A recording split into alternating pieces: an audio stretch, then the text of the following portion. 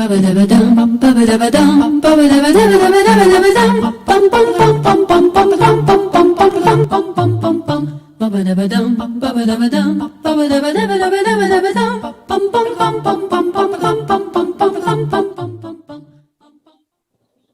pleasant good afternoon, magandang umaga, magandang tanghali, magandang hapon at magandang gabi sa inyong lahat.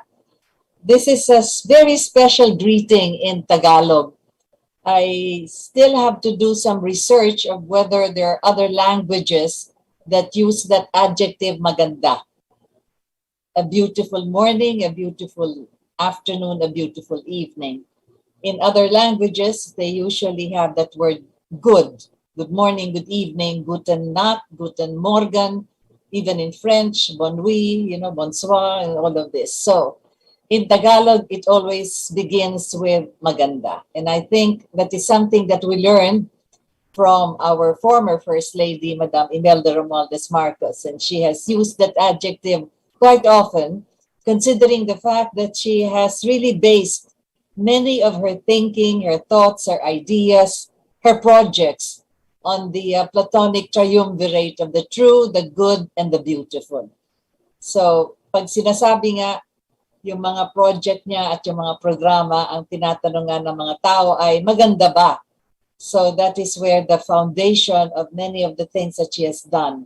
Our program this afternoon is a continuation of sorts from last week when we spoke about the mothering of peace through all the diplomatic missions and travels that Mrs. Marcos has undertaken.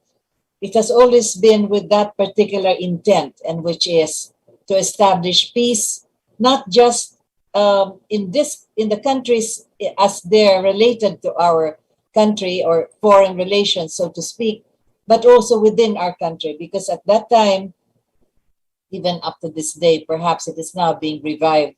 The world was, how would you call it, diametrically divided between ideologies. You had, or political systems. You had communism on one side and you had democracy on the other side. So it was something where alliances had to be formed, and people and countries had to align themselves with the superpowers, or perhaps the countries which we can call as similar to the way the government in our particular country is being run. So, as I've said, there is this divide in the world, and that is what they called the Cold War at the time. Communism versus democracy, or in many ways, it has already evolved into something else. Today, I don't know if we still have this divide as far as ideology is concerned, but it is also from Mrs. Marcos that we learned that perhaps it is no longer just ideological and political or religious, where you have half the population of the world as Christian and the other half as Islam, and then of course the other denominations accordingly with these two great religions. But as Mrs. Marcos would always say, and she has emphasized this quite often, today perhaps we should look at it from the geographical point of view, and that is where you have that phrase geopolitics, geographically political, and that is where we can locate ourselves, the Philippines, as the center of the movement of the planet. We have on one side, on the eastern seaboard, we have that portion facing the biggest body of water in the planet, and that's the Pacific Ocean. And on the other side, on the Palawan side, the western seaboard, we have the South China Sea, which is the navigational highway of the countries that are being affected by this, all the way up north. If you look at it from Vladivostok, and then all the way down to the Korean Peninsula, and then through Japan, and then the Southeast Asian nations, and of course, China. And then on the other side, you have the Philippines, and all the way down to the Malacca Strait, where the passage for cargo ships and passenger ships are passing through to be able to get to the Celebes Sea, and then from there to the Indian Ocean and to the Mediterranean as you cross the Suez Canal. So that is how important our geographical location is. That's the Philippines at the center of two important bodies of water. So last week, we were talking about the mothering of world peace, or perhaps we could just term it as mothering peace in many ways, because that's how diplomatic relations should be undertaken. For what is the purpose of humanity after all? And that is to have peace. And that's precisely why after the Second World War, the United Nations organization was established and formed, and that was one of the first intent or first objective, or perhaps the primary objective of the United Nations, and that is to establish peace throughout the world. But this has not happened. We have seen the outburst of violence and wars over the past 75 years. If we try to have a timeline of how old the United Nations is, they celebrated, I think, last year, or at least we celebrated with the United Nations organization, the 75th anniversary of the establishment of the UN. But be that as it may, our question is, where have we been? So if we look back in time and all the other presidents prior to President Marcos, we have had diplomatic relations with several countries. The member nations of the United Nations also are part of the diplomatic relations that we have had. But there are certain critical foreign relations that we would like to touch upon because they affect many things that are happening in the world today. For instance, media, the what you call the mainstream media, CNN, BBC, and all the rest, and everything else that we hear and read about and listen to, are actually focused on what's happening in Ukraine and Russia. So you have there what they call the invasion of Russia, but perhaps that is too strong a word, because there is something else that will really have to be detailed as far as the entry of Russian troops and Russian forces into the two districts bordering Russia and Ukraine. And that is where not much is being written about or talked about, but perhaps sometime when we have done enough research on this, because this was already discussed in many ways, that that was the reason why Russia did not want to have these two, I don't know if you call them provinces or districts, the population, it's being pushed towards their entry towards Russia. And that is precisely why Russia was trying to prevent the turmoil that's happening there. So this is something that we can trace back all the way to 2014. But why am I talking about that, which is so far away? Because what is happening there is affecting the world. And if it goes on for quite some time, it will be affecting many of the vital needs and vital services of the countries of the world. For instance, many of the products that are being produced in Ukraine are part of the, not part, but it's actually, you have the raw materials for fertilizer, you have barley, wheat, and then of course the resources that are utilized for iron, for steel, for several others, titanium, magnesium, and all of this, all of the other vital minerals that are there located. And so if there will be some kind of difficulty having this traveling from Ukraine to the rest of the world, and then you also have Russia that is now being sanctioned by the United States of America for certain products, and of course even the supply of oil coming from Russia and then passing through Ukraine, even that is also affecting the price of oil throughout the world. And of course, even though we have the oil-producing countries in the Middle East, still a great amount of oil is coming from that particular area. So where have we been in all of this? Well, we have established diplomatic relations, as I've already mentioned, with a number of countries, perhaps over 100 of them, member countries of the United Nations. And then during the height of the Cold War, when the world was divided between communism and the democracy. It was the vision of President Marcos and his independent foreign policy away from the shadow of Washington when he started diplomatic relations with the Union of Soviet Socialist Republic, or the Russian Federation as we call it now, a communist country, one of the largest countries in the world still.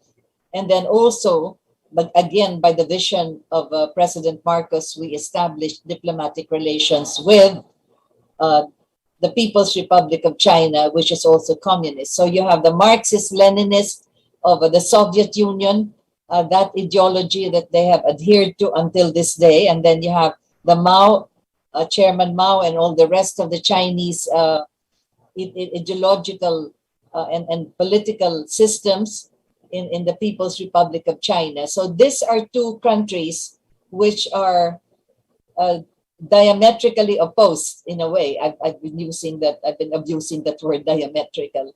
Anyway, so that is how the world was divided then, and that is why it was said it was a Cold War. Cold in the sense that it is not the entire planet that is at war as far as these two ideologies and are concerned, but that you have the clandestine operations of espionage, etc. And I think I've already mentioned it many times back when I talk about many of the movies that have been produced regarding espionage and all of this, and that, James Bond and so forth, and many of this.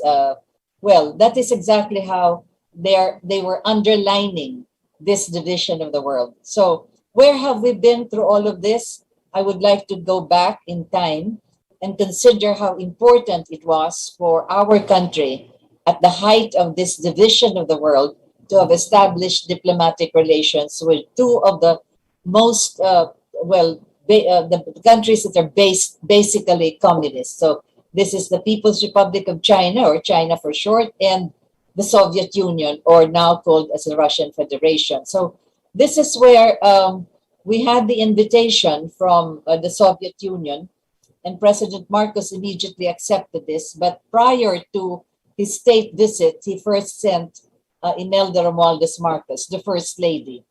And as I've said, this is also in reaction to the delivery of her speech for the first time that the First Lady was asked to address the United Nations General Assembly in New York City.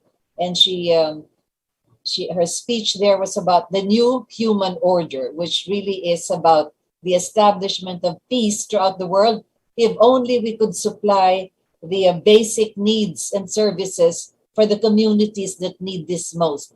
As she was also the Minister of Human Settlements, she spoke of the new human order. In other words, the building of communities does not depend on whatever it is that you would want to give to the people, but it has to be something which is comprehensive enough that you have the 11 basic services that you have to supply: water, power, food, clothing, shelter, medical assistance, sports, recreation, education, justice, and all of that. So you just do not give a home for the people who are homeless, or those that we could be considered as informal settlers. At the time, they were called squatters. But you also supply them with everything that they need to have a decent life, and that is the 11 basic services. And that was part of the delivery of her speech at the United Nations, which also brought to attention many of those who were interested for her to visit their countries, but most especially the delegation from the Soviet Union. So that was where the invitation came. And the President Marcos immediately accepted the invitation from the Soviet Union, but first sent Madame Imelda Romualdez Marcos. You can imagine this was sometime in 1975, her first visit to Moscow. And after that, where have we been? We have been there just about every year, sometimes even twice a year, visiting the Soviet Union. So we have had the opportunity and the privilege and the honor to have brief interviews with all the heads of state of the Soviet Union that Mrs. Marcos sat with, and with whom her delegation also had several meetings with, from Brezhnev, Andropov, Kosygin, if I pronounce it well, Tikhonov, Chernenko, Shevardnadze, Gromyko, who was then formerly Foreign Affairs Secretary when Mrs. Marcos met him first at the United Nations, where she delivered that speech. Eventually, he became also the president of the Soviet Union, and then Gorbachev. Gorbachev was the last of the leaders of the Soviet Union that we had the opportunity to cover with the meeting that Mrs. Marcos had shortly before 1986. So that was the last of the presidents. So after Gorbachev, you had Yeltsin, etc., and all of the rest of them in succession until we get to Vladimir Putin. But what I'm trying to say is, it began with Brezhnev that we had this diplomatic relations with the Soviet Union or with Russia, and all the way up to Gorbachev, when during his time in 1991, the flag of the Soviet Union was brought down. You had now the independence of several of the Soviet republics, if I may mention them, because Ukraine was one of them: Estonia, Armenia, Azerbaijan, Belarus, Georgia, Kazakhstan, Kyrgyzstan, Latvia, Lithuania, Moldova, Tajikistan, Turkmenistan, and then of course Ukraine, Uzbekistan, and those are the different Soviet republics that were granted their independence in 1991. And this was during the time of Mikhail Gorbachev. So there you have the I don't know if you call it the thawing, but these are the Soviet republics that were already given their independence, and Ukraine was one of them. So if you will try, if common sense perhaps, or even logic, or however else you would call it, since Ukraine was already part of the Soviet republics that was granted its own independence, why then would Putin want to take it back? So that is a question perhaps a lot of political scientists will be able to answer, because it is not the taking over of Ukraine, but there is a problem there with the two provinces or two districts bordering the Russian Federation, which could be causing problems for Russia itself. And that is where the Russian forces are concentrating their attention, so that they do not spill over to the Russian Federation. So as I've said, I will need more of the data and research regarding this, but that is how it all began. And it's just not recently that you have this trouble and this violence occurring in these two districts bordering Russia. This has been going on since 2014. As a matter of fact, that is where not even the North Atlantic Treaty Organization would want to get involved in, because Ukraine is not a member of the NATO. That is the North Atlantic Treaty Organization of the European countries, and that was established to defend themselves against Russia. But since then, Russia has not invaded or had a threat to invade any of those member countries of the NATO. So why would Russia be coming into Ukraine at this time, when it could have done so in the early stages, perhaps, when the armed forces of Ukraine were not yet that established, when they just broke away then at the time. But be that as it may, I had to mention all of this because that is where the vision of President Marcos established diplomatic relations with the Soviet Union. Can you imagine if we have not been there, then what would have happened with this problem that is going on right now in Ukraine and Russia if we are not friends with the Soviet Union or with the Russian Federation? So I mentioned this precisely in the light of how important it is. Where have we been? Well, we have been there. And so Mrs. Marcos was the precursor for the state visit of President Marcos in 1975. I think it was June 1975 when he made that state visit to Moscow. But there is something else that I will have to mention at this stage. Because when we speak of the conversion of Russia, for instance, every time we recite our prayers, we must not forget the fact that in October 1985, at the prodding of a visionary, Mrs. Marcos was requested to bring the images of our Blessed Virgin, Our Lady of Fatima and Our Lady of Peace, to be consecrated in Moscow. That was a mission that was entrusted to her by a visionary who said that it was upon the urging of Blessed Mother that her image must be consecrated in Moscow. And this is where Mrs. Marcos felt that it was almost an impossibility because Russia is communist, and you have the Russian Orthodox Church, and we are Catholics, and under the Christian tradition of all of these images, where would it be possible to bring images of the Blessed Virgin into the Soviet Union or into Russia? But the Blessed Mother has a way.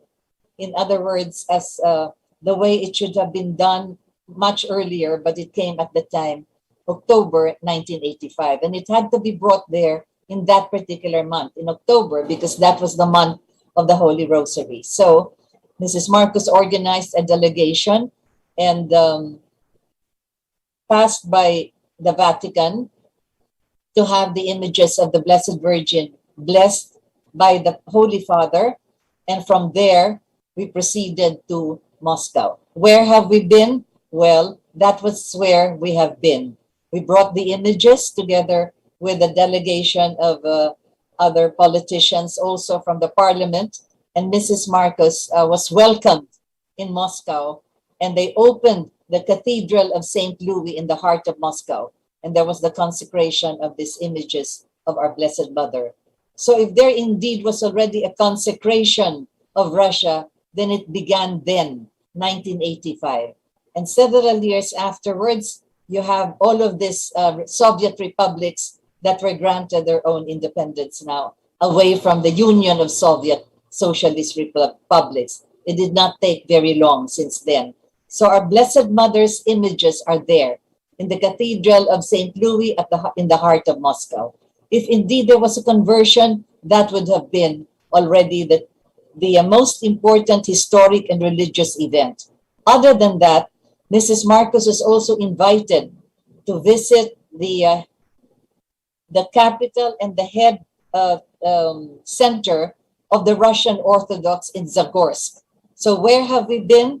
Well, we went to Zagorsk, and there she was welcomed by the head of the Russian Orthodox, and a mass was celebrated in one of their cathedrals, a beautiful cathedral, and it was in Latin, and the Gregorian chant was even sung by all of those priests of the Russian Orthodox that attended. And in addition to that, they also offered lunch. They served lunch for the delegation of Mrs. Marcos. So other than having the images of our Blessed Mother consecrated in the heart of Moscow at St. Louis Cathedral, Mrs. Marcos also had the consecration of her delegation in the Russian Orthodox capital in Zagorsk. And that is a full delegation that she brought with her, members of parliament. Most of them were in the opposition, as a matter of fact. So you could see that even at the time, members of parliament, together with Mrs. Marcos, were there both in the Catholic Church of St. Louis, that cathedral, and also in the Russian Orthodox capital in Zagorsk. So that is very historic and also very religious, because it was only 10 years after that our Holy Father, the Pope, visited the Zagorsk, in the Russian Orthodox religion there in that particular city. And that is in Georgia. So you could see that one of the Soviet republics that was granted its independence was Georgia.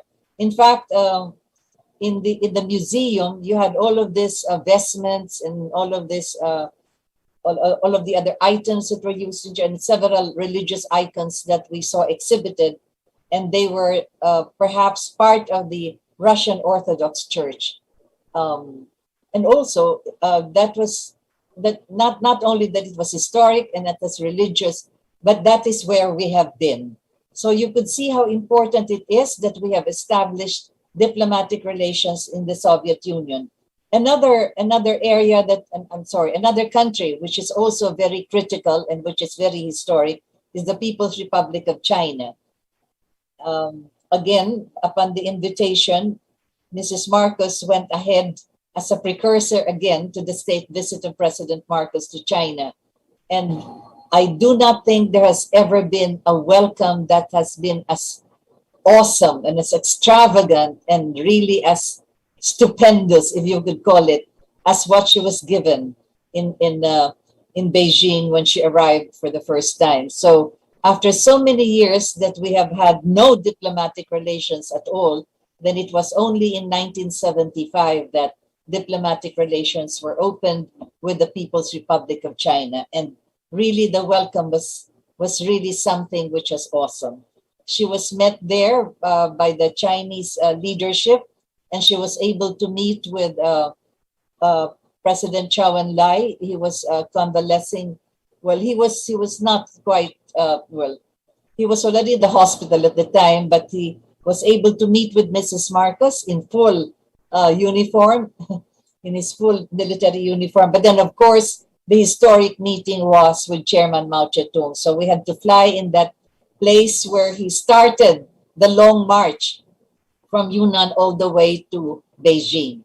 The start of the Cultural Revolution from that particular cave, so to speak. Well, he is now there. He was there at the time, living the last years of his life. And it was really shortly before he died that the delegation of Mrs. Marcos was able to meet with Chairman Mao. She brought with her only son, Bongbong Marcos. At the state visit, President Marcos brought the two daughters. So in the first visit of Mrs. Marcos, when she went to Beijing, she brought with her now our presidential candidate, former Senator Bongbong Marcos. So it was there that she met with Chairman Mao Zedong, and out of respect, the way we do this here traditionally, we would yung tinatawag nga na nagmamano po, you would have the back of the palm touch the forehead as a sign of respect, and that's exactly what Chairman Mao Zedong also did. He also took Mrs. Marcos' hand and touched his forehead at the back of her palm. So that is the classic historic photograph that the whole world has seen. Chairman Mao of the Cultural Revolution and of the Great Republic of the People's Republic of China, making mano po, or kissing the back of the palm of Mrs. Marcos. So that was something which perhaps would be recorded in history for the rest of our lives. Where have we been? We have been there. So that was a brief meeting, but it was sufficient enough for Mrs. Marcos and Chairman Mao to talk briefly. As a matter of fact, the question was posed, what exactly was the vision of Chairman Mao as far as China was concerned, and he replied with his clenched fist, striking his chest and saying, "My name, Jiangsu," which is the Middle Kingdom of the world. And so prophetic as it may be, that it remains to be now the Middle Kingdom of the world. With the growth of China as a world power in the Asian region, we could see how important that statement of Chairman Mao was. And then, of course, in the first visit of Mrs. Marcos, her guide was Madame Chang, the wife of Chairman Mao, who brought her to all of the different sites in Beijing at the time, the bicycle factory and several of the communes, several of the plantation fields where they had all of these little placards and little, in Chinese characters, you had all of this on stilts. They were there in the open field. And that was why we had to ask whether they were signs of the variety of rice that was being planted there, the variety of the palay that was growing in that particular field. And we were told, no, those are lines from the poems of Chairman Mao.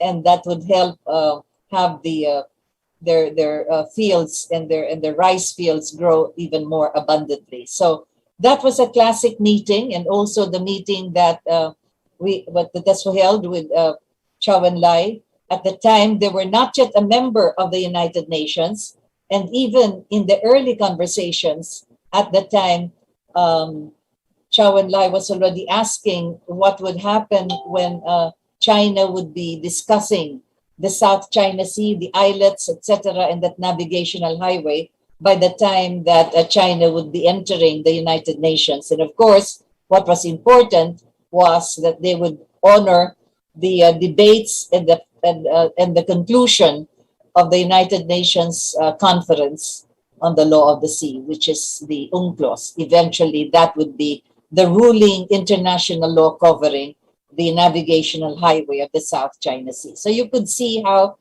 critical the meetings were in that first stages of the visit of Mrs. Marcos to the People's Republic of China. I am going back and forth of this because we have been there. That is where we have been, and that is the question we're asking in this program, how important it is, because now you have these two countries, the Soviet Union then, or what is now known as the Russian Federation, and of course China, now in confrontation, so to speak, whether it is openly, clandestinely, but really quite openly, with another world power, which is the United States of America and its allies. So you have the NATO, some countries, several countries in Europe, and of course you have Japan and the United Kingdom. All of this under the banner of the Democratic Alliance with America as the world power. And then you have on the other side, the People's Republic of China, another world power in Asia, and then of course the Russian Federation. So you have this, three different countries, but two of them are communist, and one of them with its allies, democratic, or as you've said, the division of the world as it was then during the Cold War. Let us hope that it will not be a revival of how severe it was in the past. Beginning with the Vietnam War, for instance, which was a surrogate war between, again, Russia and the United States of America, and America had to retreat, had to step back after more than a decade of fighting the North Vietnamese until you have today the United Vietnam. And as I've said, again, because of the vision and the policy of President Marcos, and so far as his foreign relations are concerned, he did not send a combat team to be aligned with the forces, the military forces of America fighting the war in Vietnam. Of course, that is very important and very historic because being a strong ally of the United States of America, and at the time, we still had the American bases here in our country, two of the largest Air Force base in Clark and the Subic base, the naval base in Subic, by the United States of America, where transshipment of all their equipment and war material are landing and taking off for the Vietnam War. So you see how President Marcos stood firm and did not stand under the shadow of Washington at the time, and on his own and independently announced, even before the joint Congress, the joint houses of Congress, that he is not sending a combat team to fight the Vietnamese. And again, as we've said, historically, after the retreat of the Americans from Vietnam, the first state visit of the president of Vietnam, Premier Pham Van Dong, was here to the Philippines. And in a brief interview we had with him, we asked him why so he chose to come to the Philippines ahead of all the other Southeast Asian nations. And he said, because your president did not send soldiers to fight us in Vietnam. So you see how important it is. Where have we been? We have been there. So you could see how important diplomatic relations are, and how the key aspect of this is really how to go about talking about peace and instituting the words that are so important so that there could be peace in our region. So that is how it was then at the height of that Cold War. Now I go back and forth because precisely you have Ukraine and Russia face to face, while on the other hand, at the back of them, you have the shadows of the European countries under the NATO and the alliance of countries under with the United States. And then, of course, now you have China supporting Russia. And then you have the United States warning China not to extend any help to Russia. I mean, how can this be? How is it possible for sovereign states to dictate their wishes and their desires and their imperatives to another country, like the United States of America telling the People's Republic of China that they should not be supporting, the Soviet Union, the Russian Federation, when in fact you have all of these NATO countries aligned with America. You already have the United Kingdom, and then you have Australia and all the rest of those aligned with America. They're all ready to support Ukraine against Russia. And then the sanctions that they're imposing, which is really causing more harm to the rest of the world, considering, as I've said, all the raw materials that are being produced by Ukraine and also all the other products from Russia and all the big businesses and enterprises and investments that Russian oligarchs have throughout the world. And as Vladimir Putin said, these sanctions against this Russian investors and billionaires these people are not even members of government, and they're not members of they're not Russian officials. They're private individuals of Russia. And so you see how different the sanctions are being imposed now. But let's not go into those details. I'd like to touch more on other countries where we have established diplomatic relations, and of course, where Mrs. Marcos played a very important role, and that is, I've talked about this so many times. This is the visit to Libya. At the time when the invitation to visit Libya came from the delegation of Libya that attended the convention of the International Monetary Fund and the World Bank, which was held at the PICC. Remember that the Philippine International Convention Center was built and established because it was going to host for the first time 134 or more of the International Monetary Fund and the World Bank. And this is also composed of other finance ministers and economic managers of over 150 countries. So we needed one edifice, we needed one structure that could be able to have offices for the individual countries that will be attending that international convention. Well, before I go into the details of the PICC, be that as it may, you had the delegation from Libya that attended that IMF World Bank conference, and it was during their attendance that they extended an invitation to President Marcos to visit Libya. Again, the wisdom of President Marcos made him decide to send Mrs. Marcos first to Libya before the official state visit. Why is this so? Why is Libya so important at that stage? Well, we had the Mindanao independence movement, which gave birth to the Mindanao, the Muslim National MNLF, the National Front of the Muslims, and then you have the MILF. Two of this, one headed by Miswari and the other headed by Hashim Salamat, but they have one objective, and that is to secede Mindanao and the islands of Palawan, Sulu, Tawi-Tawi, and Basilan away from the Republic of the Philippines. They wanted to sever ties from the central government, and they were supported in their quest for this by Muammar Gaddafi. As I've said, Muammar Gaddafi has been supporting wars of national liberation throughout the world.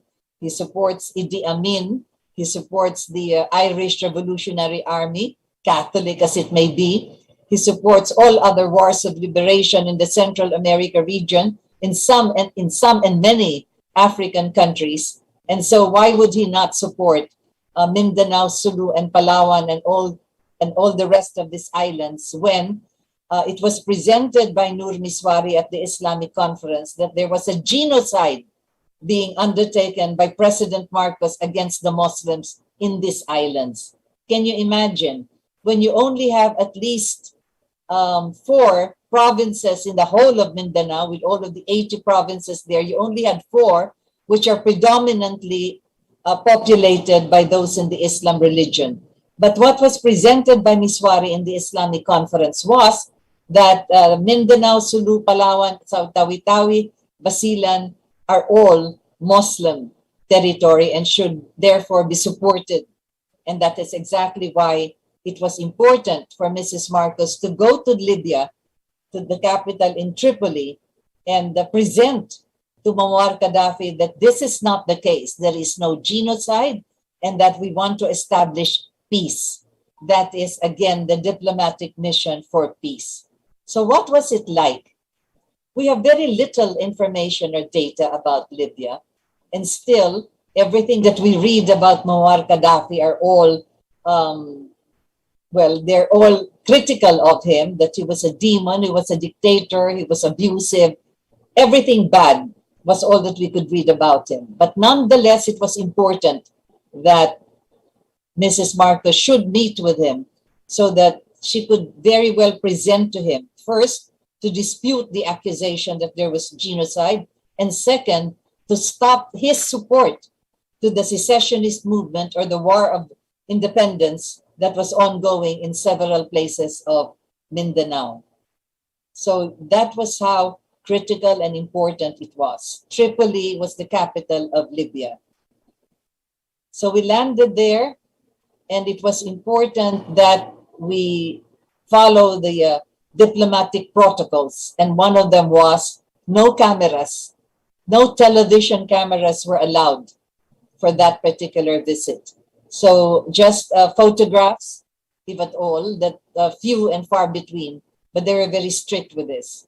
For 4 days, the delegation of Mrs. Marcos, which is a high-level delegation, you had secretaries, ministers from labor, from tourism, from the military, from justice, several of those critical cabinet positions, cabinet ministers were together with Mrs. Marcos, a big delegation, so that in any event that any question would arise from any of this, also the Ministry of Labor, etc., and all of this. So it was really a big delegation. But for 4 days, what was happening was we were being toured around Libya, and the museum, several sites where you had some of the ruins of the Roman conquest of Libya at the time, the French side of Libya, because it was also a French colony at one time, and so forth, until Minister Enrile of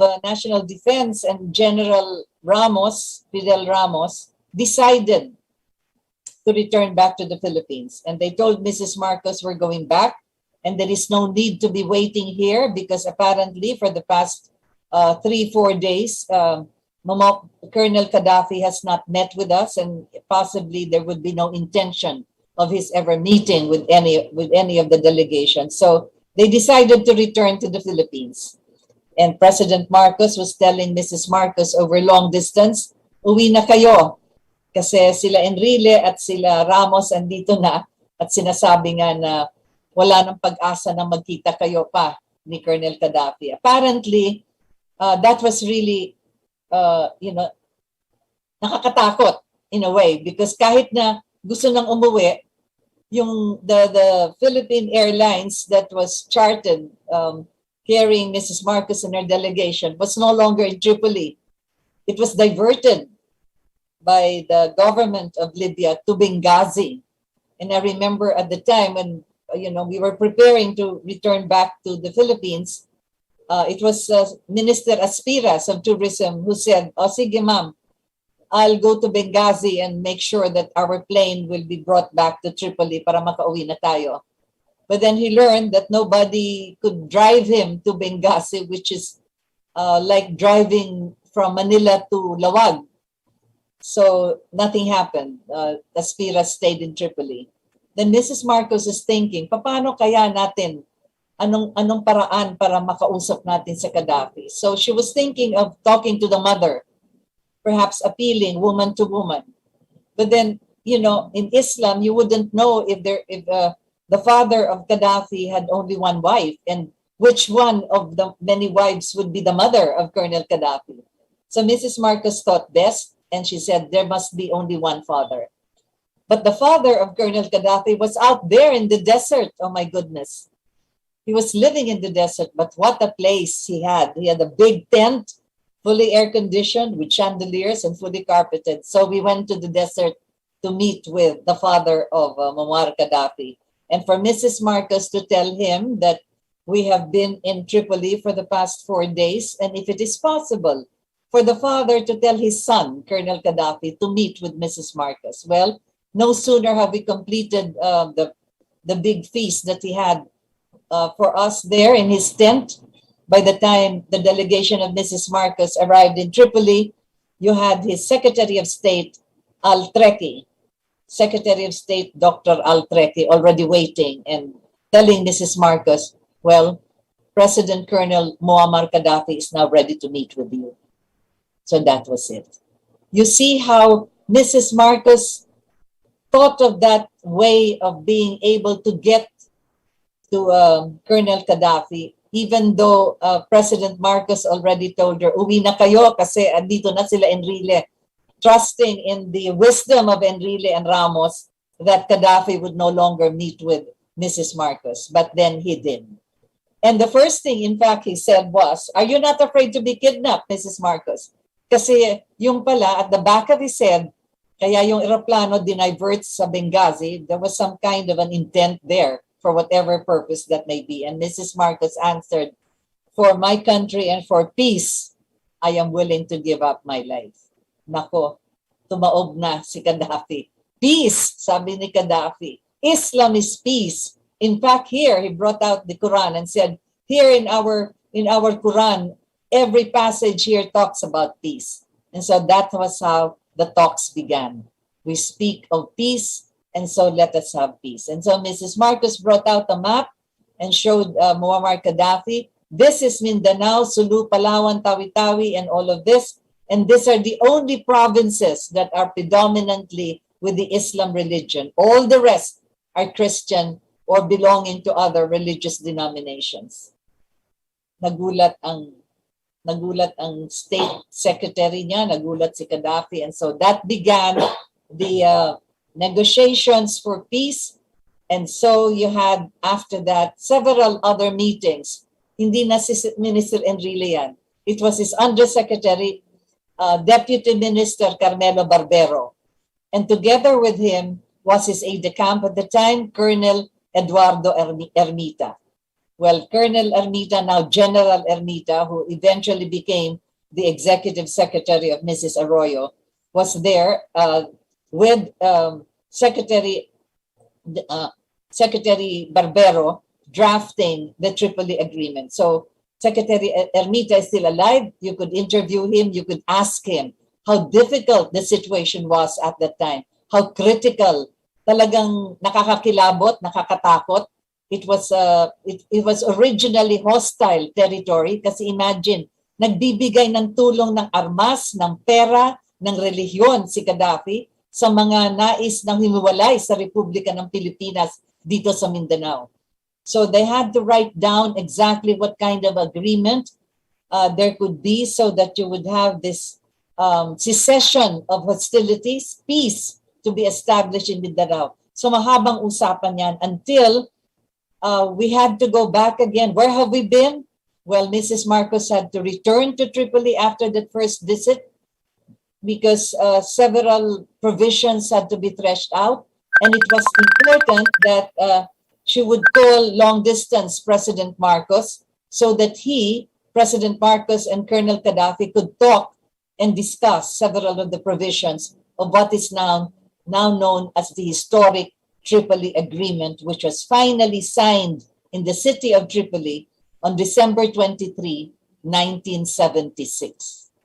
That was the establishment of the two autonomous regions of Region 9 and 12, 10 provinces and the 5 cities within these two regions, so that the entire 10 provinces are contiguous to each other, and they will be known as the regional autonomous government. There is no division between Muslim or Christian or tribal or whatever else, Lumads and all of that, and whatever religious denomination, whatever political system you may want to have, that would be all part now of the Tripoli Agreement. And from 1976 until 10 years after there was peace in Mindanao, that is the Tripoli Agreement. And you have there Defense Undersecretary Carmelo Barbero signing for the Philippine government.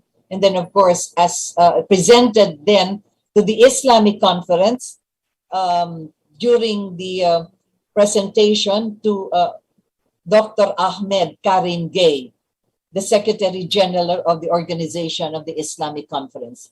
That was something which is really historical.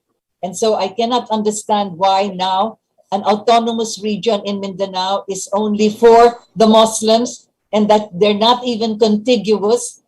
And then you have some barrios or barangays also from another province. And then you have Sulu, Basilan, and Tawi-Tawi, which have to travel all the way across the sea just to be able to be part of the autonomous region. And then you had to include Cotabato City because that was where the government center was at the time. This is how the BARM is. So as I've said, I've always espoused for the Tripoli Agreement, but hindi natupad yun. There was peace for 10 years until when Mrs. Aquino sat in the seat of government. She had Nene Pimentel and Butch Aquino fetch Nur Miswari.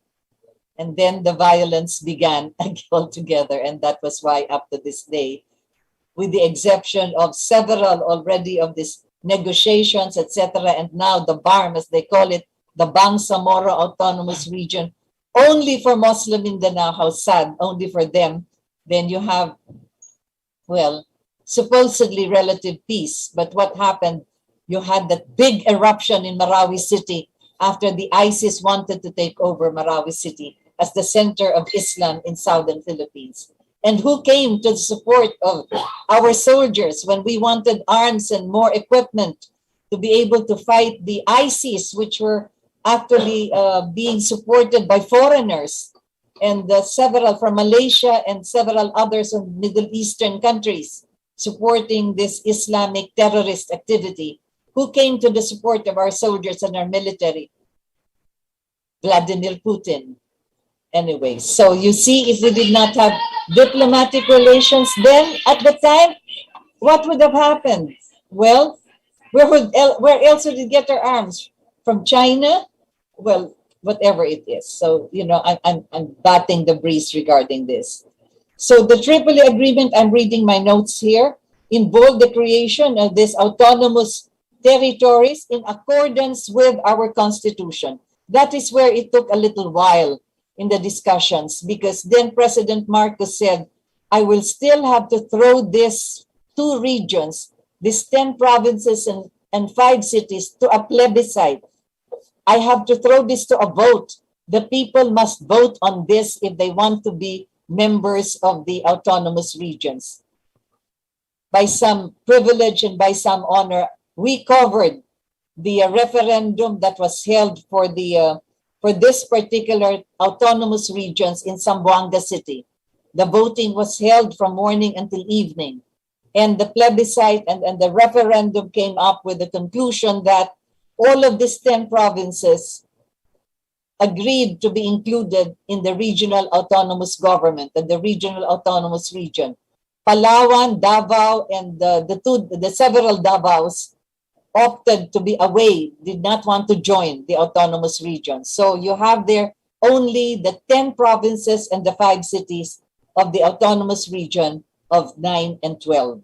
So the details of this, if you would want to have a discussion on this, well, I have the entire Tripoli Agreement, which perhaps we could discuss at some time. So there you have the imperatives of history, how important it was for Mrs. Marcos to have been able to break the walls that were built around Tripoli, around Gaddafi, until he finally met with her, and not only met with her, but agreed to have further discussions until they had the signing of that historic Tripoli agreement. And that is the visit to Libya, and then the opening of diplomatic relations. Even then, at the time, I remember that they were looking at the delegation with Mrs. Marcos, so sinong pwede ng kaagad makapresent ng kanyang credentials to Gaddafi para mag-open na ng diplomatic relations. And they chose, and Rudy Tupas, the editor of the Sunday Times magazine, was chosen to be the ambassador, the first ambassador to Libya. Sabi nga ni Rudy, may galit yata sa akin, you know how it is. And it was really very difficult for him kasi, well, Rudy loves wine, and you know how it is. And bawal sa Libya yan. But still, he accepted this as a duty for peace in Mindanao, for the establishment of our diplomatic relations with Libya. Rodolfo Tupas, he was with our delegation, members of the media, editor siya ng Sunday Times magazine at that time. Muntik-muntika na si Adrian, he was also being thought of being named as ambassador, but Adrian Cristobal. But then again, it was Rudy Tupas that was finally approved by President Marcos. So, well, you had several points of controversy, you know, because Miswari wanted it called as the Bangsamoro Islamic Republic. My goodness, talagang a republic within a republic.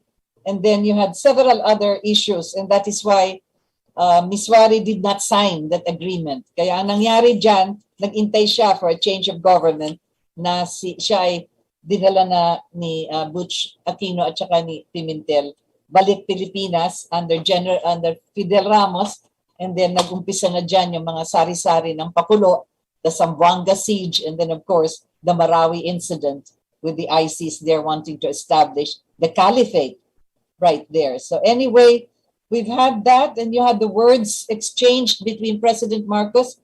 I have it down in writing, all of this, so that you have there the Tripoli Agreement. It is not just a scrap of paper. It was a historic document that established 2 autonomous regions, 10 provinces, and 5 cities.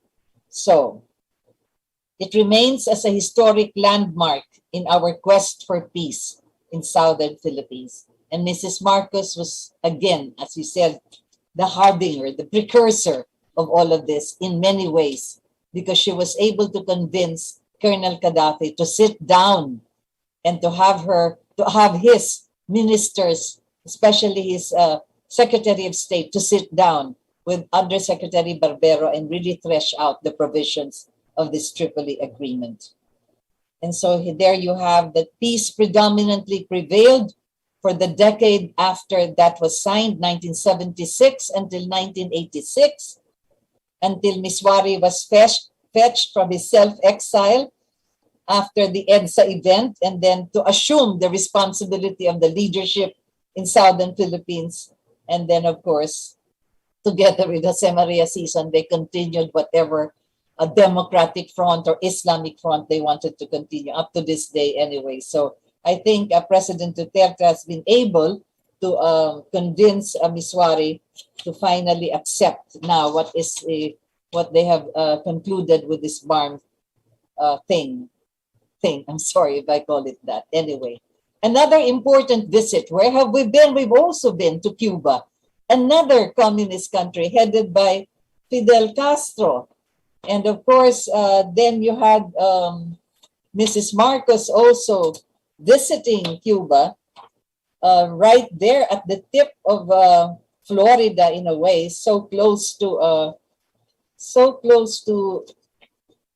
the United States of America, where you have the Guantanamo base, military base of America, which to this day, I think America is not able to take over, precisely because, as Fidel Castro said, 30 years of occupation is, well, 30 years of occupation is ownership. So ganun na nangyari.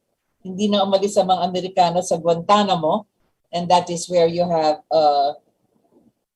the military base of America. I'm just looking here at my notes because Fidel Castro, there was the premier of Cuba, and then you have Osvaldo Dorticos Torrado, president of Cuba.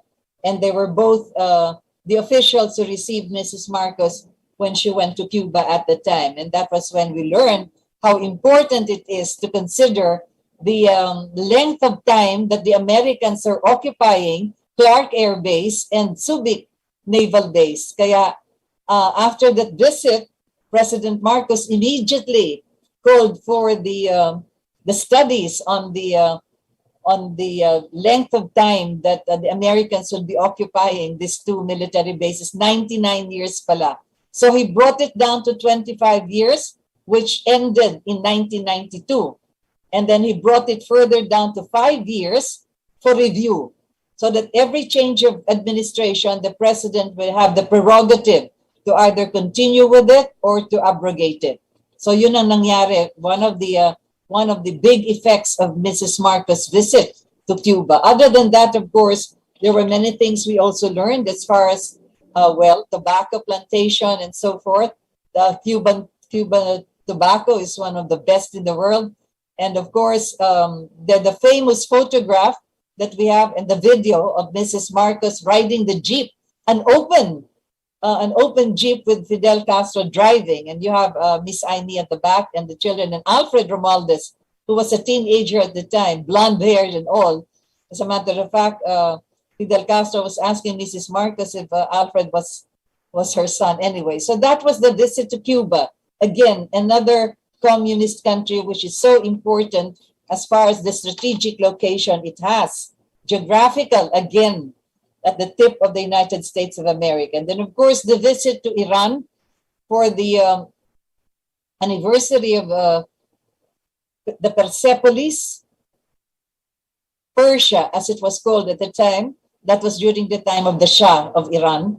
And there you could see how important it was for us to recognize how, not important for us to receive how America could be able to manipulate a friend like the Shah of Iran and change the administration forthwith basta hindi sumusunod sa Amerika kasi malapit naman sa Ruso. So ganun na nangyari. And then of course with Iraq with Saddam Hussein. Lahat itong mga bansang ito ay ang kinakailangan talaga, ang sabi nga natin, it is the mothering for peace.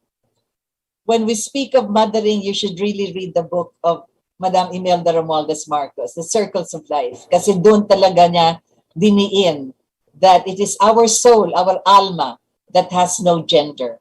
And the most natural way that you can proceed with anything, no matter how complicated and how difficult it may be, is to approach it the natural way as a mother. To be able to embrace, to be able to be compassionate, to be able to understand, to be able to accept, and most of all, to be able to be humble enough to know the basics and the fundamentals that are being discussed. Not this diplomatic language and all of this highfalutin manner of speaking, but talking as a friend, and as most especially talking as a mother, and approaching world leaders in such a manner, the natural way, sabi nga ni Mrs. Marcos. So this is where we have been. And perhaps from that point of view, with all the things that are happening now with confrontations between Ukraine and Russia, we hope to understand how important it is that maybe on the diplomatic table and the talking table and the negotiations, they should follow the dictates of their heart, to be able to have compassion, humility, basic common sense, the natural way, the mothering way. And that is how you can attain world peace. So this has been our going back and forth, an emphasis that we are giving credit to all of those who have gone before us. We have been there in the past. Let us hope that our forthcoming future would likewise follow the same pathway as what has been done in the past that we now talk about, because we have been there. So this has been your hour, and thank you for having joined me. We pray again to our Lord offering our love in gratitude for all the blessings that we received, and of course for the prayer of hope that there will be again the understanding among people and the loving of neighbors between Ukraine and Russia. Once upon a time, Ukraine was part of the Soviet republics. Perhaps they could be able to understand each other if they move on the same platform in that particular area. So, amen. Thank you for having joined me. This has been your hour, and I'm Rita Gadi.